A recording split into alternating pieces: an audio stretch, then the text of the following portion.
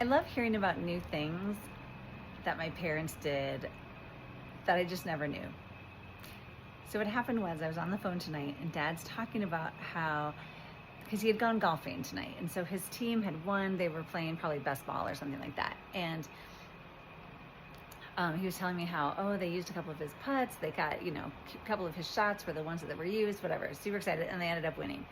And then he's like, it's interesting that we're taking a trip to Vietnam, and that's where I hit my first golf ball. So apparently he was telling me a story about how up where the majors lived in some big building or something, they had like a driving range. And so they all went up there, or a few of them went up there to practice or to try it. Many of them had never done it.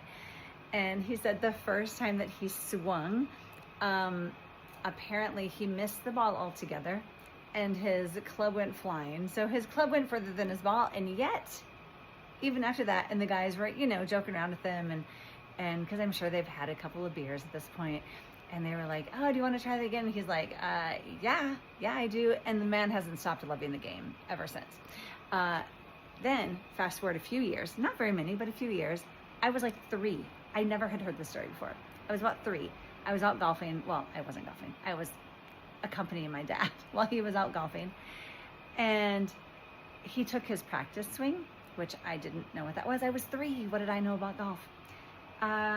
He says, apparently he told me that I said, Dad, you missed the ball. And so he's like, thanks. And, I don't know who else is with us, but they were like, yeah, she called you out on that one, kind of thing, just giving him more static. And he's like, we take a practice swing every time. So, I learned something when I was 3 about golf. Anyway, just really, really fun. Oh, and then when I was 15, I did go golfing with him because we were talking about this too. I just wanted to drive the cart. That was my whole thing. I'm like, I will practice driving and that'll be fun. You can do your golf thing.